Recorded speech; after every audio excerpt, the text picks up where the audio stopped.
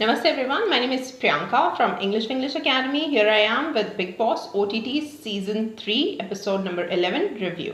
तो आज के एपिसोड में होने वाला है अरमान और विशाल के बीच में काफ़ी बड़ा झगड़ा और इसका कारण कुछ खास बड़ा बिल्कुल भी नहीं है, बट झगड़ा काफ़ी अच्छा होता है, काफ़ी बड़ा होता है और काफ़ी सीरियस भी हो जाता है। इसके बियॉन्ड हम देखेंगे कि शिवानी को जू हो गई है। थोड़ी बहुत अच्छी बातें हमने सुनी हैं रणवीर और दीपक जी के मुंह से। इसके साथ साथ हमें आज के एपिसोड में एक बेहतरीन पपेट शो भी देखना पड़ेगा बाय 3 टैलेंटेड कंटेस्टेंट्स। तो शुरुआत करते हैं आज के एपिसोड के रिव्यू की, जिसमें सबसे पहले ये दिखाया जाता है कि शिवानी को लाइस हो गई है, जुएं हो गई हैं।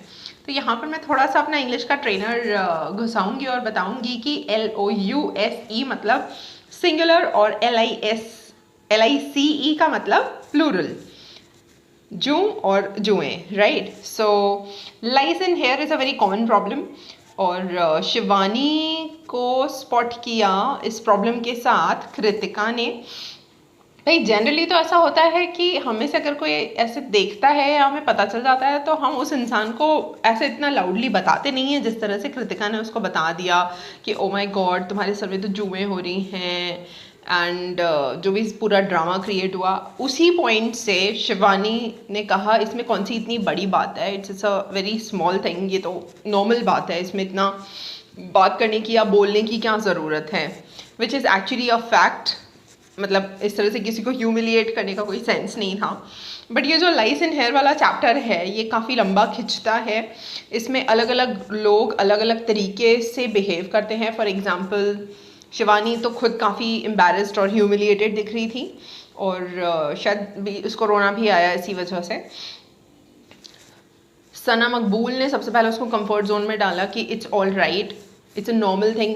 पॉलमी ने भी उसको बोला कि हाँ हम सभी को स्कूल डेज में हो चुकी हैं, तो इसमें कोई इतनी बड़ी बात या इतनी एम्बैरस होने वाली कोई बात नहीं है। विशाल ने भी स्टैंड लिया शिवानी के फेवर में कि ये एक बहुत नॉर्मल चीज़ है और वो अपनी खास दोस्त को डांट रहे थे एक तरह से। मुनीशा जी को वो मना कर रहे थे कि इस बारे में ज़्यादा बात मत करो, क्योंकि मुनीशा जी कह रही थी कि वो मुझसे झूठ बोल रही है। वो सभी को ऐसे बता रही थी, कंप्लेन कर रही थी कि मैं शिवानी से पूछ रही हूँ तो वो मान नहीं रही है मेरी बात को।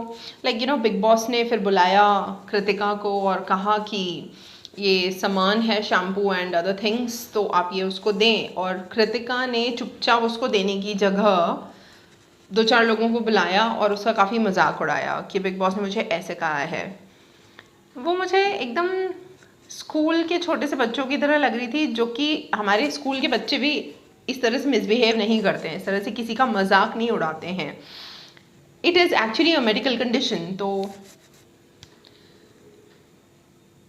It should not have been done, right.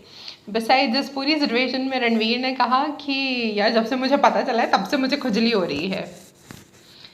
उसके बाद हुई अरमान और विशाल के बीच में झगड़े की शुरुआत। तो बेसिकली स्टार्टिंग हुई थी विशाल के कृतिका का फ़ोन छुपाने से। अब जब उसने वो फ़ोन छुपाया, थोड़ी देर के लिए कृतिका परेशान हुई कहाँ है, और उसने पूछा पाछी करी। थोड़ी देर के बाद विशाल ने उसको बता दिया कि यहाँ पे रखा हुआ है। जेन्युइनली मजाक ही था। फिर अरमान को इस बात का लेकिन बुरा लग गया और सुबह उठते ही उसने विशाल को पोक करना स्टार्ट कर दिया। तो पिछले किसी एपिसोड में भी उसने उसको बोला था कि वो मच्छर है, अरमान ने विशाल को कहा था। और फिर उसने उस पर कॉमेंट्री स्टार्ट की कि मच्छर को उड़ते तीर लेना पसंद है। और सुबह से लेके दोपहर तक ये चीज़ें हल्की फुल्की में चलती रही।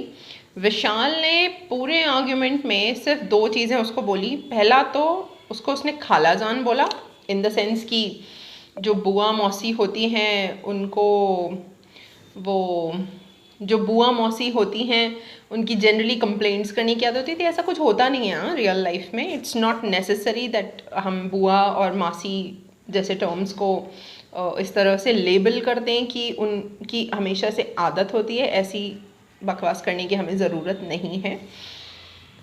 So the point is this कि क्योंकि सारी बुआएं और सारी ममासियाँ ऐसी नहीं होती हैं, मेरी नहीं है। ओके, तो वो उसने एक ये बात बोली थी। दूसरा उसने कहा था कि मोर बना दूंगा। तो मोर बना दूंगा तो हमें पता ही है कि किस जगह से आया हुआ डायलॉग है।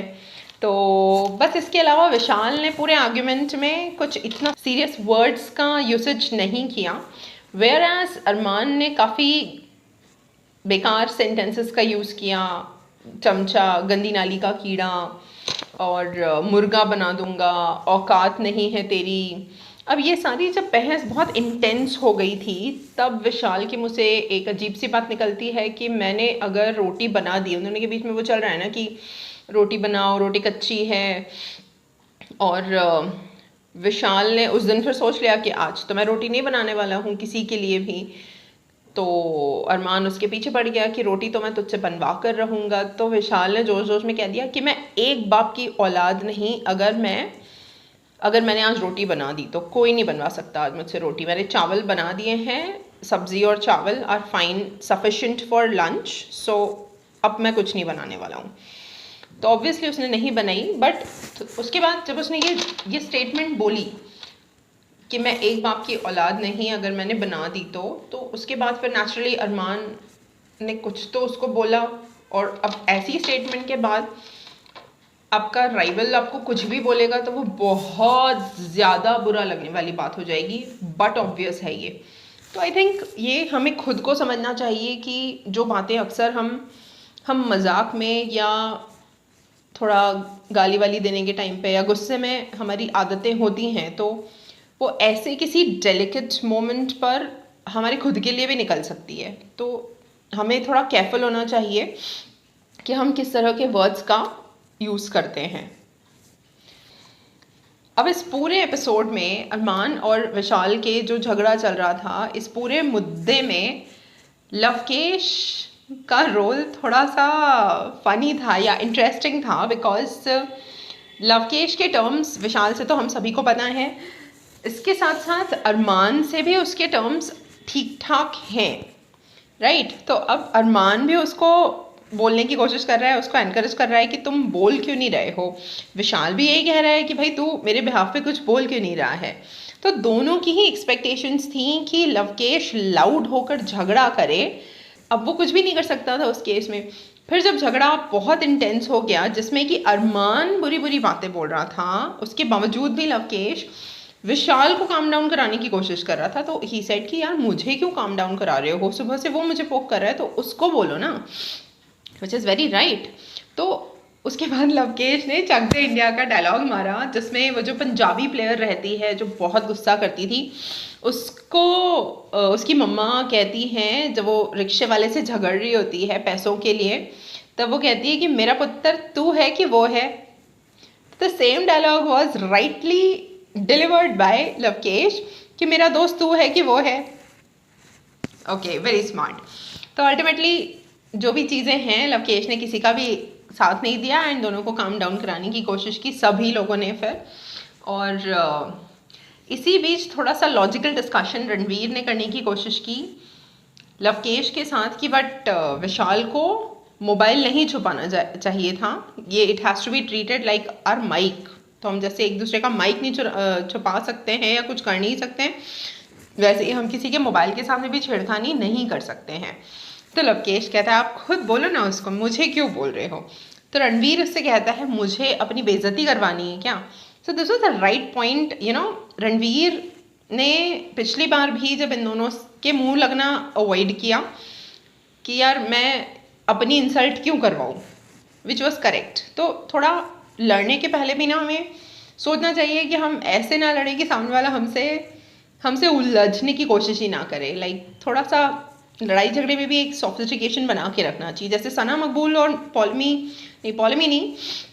सना मकबूल एक ऐसी पर्सनालिटी लगती है जिससे झगड़ा बड़े कन्वीनियंटली किया जा सकता है। मैं अगर इस साइड होती, अभी यहाँ होती, तो मुझे उससे लड़ने में बड़ा मज़ा आता, बिकॉज वो ना ही तो किसी ऐसे वैसे वर्ड्स का यूज़ करती है, वो बड़े एटीट्यूड में आंसर करती है, बहुत अच्छे से हैंडल करती है, वो कुछ इधर उधर की गंदे वर्ड्स का यूज़ नहीं करती, तो ऐसे इंसान से लड़ने में मुझे तो मज़ा आता है। तो मतलब मैं गिवन अ चॉइस मैं ऐसे इंसान से झगड़ना चाहूँगी, ऐसे लोगों से नहीं जो वाकई में कुछ भी बोल के वाकई में इंसल्ट किसी को फील करवाएं। मुनीषा जी को इस तरह से शिवानी के लिए बिहेव नहीं करना चाहिए था, ऐसा मुझे लगा, सभी को ऐसा लगा इनफैक्ट। कुछ लोगों ने, कई लोगों ने उसका स्टैंड लिया, तो मुनीषा जी को थोड़ा सा ऐसा नहीं कहना, कोई ज़रूरत नहीं थी इस तरह से बात को ज़्यादा कहने की। She was continuously repeating about it, and उनके साथ साथ सना सुल्तान और पॉलमी भी बैठ के इस बात पर हंसी ठिठोली कर रहे थे। एंड तभी विशाल ने उनको टोका कि don't do that, don't talk about it much. कुछ अच्छी स्टेटमेंट्स बताई गई, कही गई by Ranveer to Naezy and by Deepak sir. तो रणवीर ने नेजी को ऐसे ही बातचीत में समझाया कि आप अच्छे लोगों के पास रहोगे तो ये अच्छी बात है, आप प्रोटेक्टेड रहते हो। ये स्टेटमेंट बहुत काम की है। हमें बचपन से भी यही सिखाया जा रहा है, हमारे मम्मी पापा हमेशा कहते हैं कि जो आपका नॉटी बेस्ट फ्रेंड है उसके साथ में आपको नहीं रहना है, आपको किसके साथ रहना है, टॉपर के साथ रहना है। जैसे कि आप भी अच्छे से टॉपर बन सको, आप भी पढ़ाई में मन लगाओ, वो पढ़ेगा आपको बताएगा तो आप भी पढ़ के जाओगे। तो ऑब्वियसली हम में से कोई भी सुनता नहीं है उस टाइम पे पेरेंट्स की, और जो नॉटी वाला बच्चा होता है वही हमारा बेस्ट फ्रेंड होता है। बट बड़े होने के बाद yes we need to know and we need to understand कि आपकी कंपनी बहुत मैटर करती है। हमें ऐसी कंपनी रखनी चाहिए जिनके साथ हम खुश रह सकें, और फिर ऐसे लोग जो नोबल सोल्स होते हैं वो आपकी प्रॉब्लम्स को जानने के बाद आपके लिए प्रे भी करते हैं, and then you can perform better in life. जब अरमान विशाल को कंटिन्यूसली पोक कर रहा था तो सना मकबूल को ये बात किसी ने बताई, अलोंग विद द फैक्ट कि वो नेजी को भी परेशान कर रहा है। तो उसने कहा कि भाई ऐसा कुछ मत करना, क्योंकि अगर नेजी ने रिएक्ट किया तो वो बहुत लाउड हो जाएगा। ऐसे मैंने एक रील देखा है जिसमें she was the first one to recognize कि नेजी का टेम्परामेंट अगर गड़बड़ाया तो फिर बहुत ज़्यादा वो वॉयलेंट या लाउड हो सकता है, और ऐसा हुआ भी है शायद आने वाले एपिसोड्स में। इसमें नेजी के बारे में एक बार और बात करेंगे पपेट शो के रेफरेंस में। सो पॉइंट इज दिस कि नेजी से ना कोई पंगा नहीं लेता है। लाइक अरमान से जब सना मकबूल ने ऐसा कहा तो he went to Naezy and उसने क्लैरिफाई किया कि क्यों, मैंने आपको कुछ बोला, मैंने आप पे कोई कमेंट किया, मैंने ये कहा, मैंने वो कहा, नहीं ना। तो फिर सना मकबूल को किसने बोला ऐसा? तो साई वहीं बैठा था और उसने कहा हाँ सना मकबूल बोलेगी बट नाम नहीं बताएगी किसी का भी। सो उन दोनों का भी कुछ लोगों का चले ही जा रहा है for no such good reason. And by the way Sai की बात आई है तो it is important to observe and note that उसकी बॉडी लैंग्वेज में, उसके इन्वॉल्वमेंट में काफ़ी चेंज आया है जब से उसको बाहर वाला डिक्लेयर किया गया है। he looks pretty much confident and somewhere over confident that वो safe है, but इस चक्कर में वो थोड़ा सा what do we say inactive हो गया है, ऐसा मुझे लग रहा है, because I've not spoken about him for last some episodes and बाहर वाला से ये भी मुझे याद आया कि एलके ने कहा था उसके लिए कि आई थिंक साई इज़ बाहर वाला। जब उसको बाहर वाला बना दिया जाता है और वो लेबल करता है बाहर वाला, पता है उसको बनाते हैं जो अपने आप को शो का बाप समझता है, और अब वो खुद है बाहर वाला। जब राशन आता है और राशन में अल्टीमेटली बाहर वाला लवकेश को चांस मिलता है राशन चूज़ करने का, और वो सब अच्छी अच्छी चीज़ें मंगा लेता है। एंड जब राशन आता है सब लोग खुश हो जाते हैं, तो he was the one, Lavkesh खुद ही, अरे वाह क्या बात है, तालियां बाहर वाले के लिए, वेल प्लेड बाहर वाला। तो वो खुद बाहर वाला है और वो बाहर वाले के नाम पे चीयर कर रहा है सभी के सामने। This is really funny. Second statement बहुत अच्छी जो दीपक सर ने दी वो है रिलेटेड टू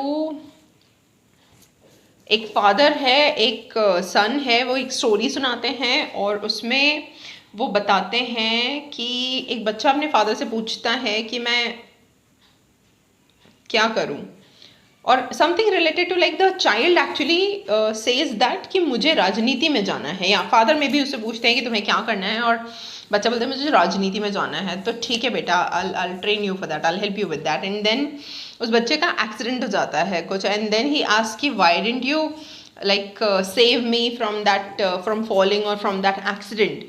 सो उसके फादर बोलते हैं बेटा बाप पे भी भरोसा मत करना पॉलिटिक्स में। Okay, that's an important point, we must keep that in mind. Besides राजनीति की बात अगर कर रहे हैं तो राजनीति मूवी में भी एक अच्छा डायलॉग बोला गया है कि आपको अपने दुश्मन को करीब रखना चाहिए, दोस्त को भले ना सही, दुश्मन को तो पक्के से करीब रखना चाहिए, so that you can keep an I on his moves. Good statements. Chandrika और रोटी। चंद्रिका को एपिसोड में कई दफ़ा देखा गया ये बात को बोलते हुए कि भाई मुझे 4 दिन से सुना रहे हैं रोटी बना रही है, रोटी बना रही है, रोटी बना रही है, मैं क्यों ही बना रही हूँ, मैंने क्यों ड्यूटी ले ली और मैं क्यों इतनी मेहनत का काम कर रही हूँ। मतलब वो काफ़ी तकलीफ़ में है इस बात से कि कृतिका ने ड्यूटी नहीं ली है और वो आराम कर रही है, और उसने ये ड्यूटी ले लिया और उसको बहुत सारा खाना बनाना पड़ रहा है। और एक पॉइंट पे आके तो वो बहुत ही गुस्सा भी हो गई थी, वो रोने लग गई थी, और फिर उसने कहा कि मैं तो अगले दिन से बनाऊंगी ही नहीं। इसी बीच में रणवीर उसके सामने आते हैं, और रणवीर और नेजी ने ही उसको नॉमिनेट किया था ना, तो वो उससे क्लैरिफाई करने के लिए आते हैं कि भाई ऐसा थोड़ी ना बोला है हमने कि तू रोटी बना रही है इसलिए हम तुझे नॉमिनेट कर रहे हैं for obvious reasons, it's common sense. So he tried to clarify कि कुछ बोलना है बोलो, but she did not utter a single word, और उसके बाद उन्होंने जो गुस्से में रोटियां बेली है। तो this is not good attitude, right. हमारे लाइक इंडियन कल्चर में कहा जाता है आप खिला रहे हो तो आप गिनाओगे नहीं, आप गुस्से में मत खाना बनाओ। Why is she behaving like this? And I very well remember on the very first day, on the very first night, so she entered the kitchen और वो कहती है कि यहाँ पे सबके लिए खाना बनाएंगे, बड़ा मज़ा आएगा। तो अब जब आपको वो रिस्पॉन्सिबिलिटी मिली है तो आप खुशी से तो बनाओ खाना, अब क्यों आप इतना दुखी हो रहे हो उस चीज़ पर। पपेट शो करवाया जाता है, और पपेट शो में पार्टिसिपेट करने वाले होते हैं, पपेट शो को क्रिएट करने वाले होते हैं विशाल, रणवीर एंड शिवानी। बाकी जो कंटेस्टेंट्स रहते हैं उनका काम रहता है कि पपेट्स को कलेक्ट करके किसी उन्होंने कुछ बनवाया था, और उसमें से कुछ उन्होंने फ्रेमवर्क क्रिएट किया था जिसमें कि उन्हें पपेट्स दिए जा रहे थे, सब लोगों को कलेक्ट करने थे और अपने फेवरेट पपेटियर को देने थे। तो दीपक जी इसमें जज थे, उनका काम था उसको अप्रूव करना, दीपक सर ने सारे अप्रूव कर दिए। अब जिसके पास जितने सपोर्टर्स थे उतने उन लोगों को मिले, अराउंड शिवानी को सबसे ज़्यादा मिले थे, फिर शायद रणवीर सर को एंड विशाल सर को, मतलब सबसे ज़्यादा शिवानी को मिले थे। फिर उनकी पपेट शो स्टार्ट होता है जिसमें कि तीनों ने अच्छा परफॉर्म किया, बट सबसे ज़्यादा अच्छा मतलब कि जिन्होंने कोई नफ़रत नहीं फैलाई हो वो था रणवीर सर का। उन्होंने अपनी ऑब्जर्वेशन की पावर दिखाई, और शिवानी और विशाल ने काफ़ी लाइक अपने दुश्मनियाँ दिखा रहे थे, काफ़ी कमेंट्री की, काफ़ी नेगेटिव चीज़ें बोली। On the other hand Ranveer sir ने काफ़ी डिसेंटली फन वे में किया, ऑब्जर्वेशन उन्होंने जो भी किया था, ऑब्जर्वेशन जो भी था सब लोगों के लिए वो उन्होंने दिखाया। So according to me game को गेम वाइज खेलने वाले रणवीर सर थे। अब इंटरेस्टिंग होता है ऑडियंस का फैसला, जनता के फैसले के नाम से। Vishal was number 1, Shivani was number 2 and Ranveer sir was number 3। तो दे स्टार्टेड टॉकिंग अबाउट कि अरे मेरी ना सोशल मीडिया पे कोई ऑडियंस नहीं है। तो वही जो पॉइंट है कि ऑडियंस का चहेता है विशाल, चहेते हैं विशाल और लवकेश, तो इसी वजह से विशाल को जिताया गया। So somewhere it is true, Vishal is definitely a good human being. ऐसे तो Ranveer sir is also a mature and a good human being. विशाल भी mature है, but एक एज का डिफरेंस जो आता है, जहाँ विशाल थोड़ा सा, मुझे एक चीज़ समझ में नहीं आई कि अरमान के साथ झगड़े में अरमान ने उसको कंटेंट तक के लिए पोक कर दिया. You are a content creator, but he did not say anything. अगर वो कंटेंट पर बोलना चाहता या बोलने पर आता, और वो जो भी बोलता अरमान के कंटेंट पर, 2 marriages, 2 wives and what is all this, तो अगर वो कहता तो आई थिंक पूरा देश उसके सपोर्ट में होता. तो point that I am trying to make is कि वो अरमान के साथ उसने ज़्यादा कुछ पंगा लिया ही नहीं. ही जस्ट रिस्पॉन्डेड, जितना भी, काफ़ी कम उसने रिस्पॉन्ड किया. वेराज रणवीर को वो बहुत लाइटली लेते हैं. ये लोग रणवीर को कुछ भी नहीं समझते हैं. ये एक इंसल्ट नहीं है रणवीर की. It is a good thing जब आपको पता है कि सामने वाला जो है वो एक दायरे के अंदर रहेगा या एक लिमिट के नीचे गिरेगा नहीं, फिर आप ना उसके ऊपर चढ़ जाते हो. आपको पता होता है कि यार सामने वाला जो है वो कुछ भी उठा के नहीं करेगा, कुछ भी उठा के नहीं बोलेगा. एक सोफिस्टिकेशन का लेवल है, तो उस इंसान पे हम बहुत चढ़ जाते हैं. तो रणवीर के साथ आई थिंक वो है कि शिवानी भी उसी को टारगेट करती है, विशाल भी उसी को टारगेट कर रहा है, लवकेश भी टारगेट कर ही रहा था स्टार्टिंग से उसको. तो तुम अरमान जैसे बंदे से भिड़ के दिखाओ ना उसको, तो तुम बस खालाजान कर रहे हो. तो अगर वो कहता तो the nation would have been with him. वो कुछ बुरा भी ज़्यादा बोल देता तो सब लोग कहना चाहते हैं उसको. खैर, इस पूरे as a result of this puppet show, तीनों विनर्स को पावर्स मिलती हैं, प्रीमियम राशन, रेगुलर राशन और बेसिक राशन की. सब लोग अपने हिसाब से चूज़ करते हैं, बट वो सब नेगेट हो जाता है एंड अल्टीमेटली पावर आ जाती है वेल प्लेड बाहर वाला के हाथ में, और उसने अपने लिए खुद के लिए खूब सारी तालियां बजवा दी थी.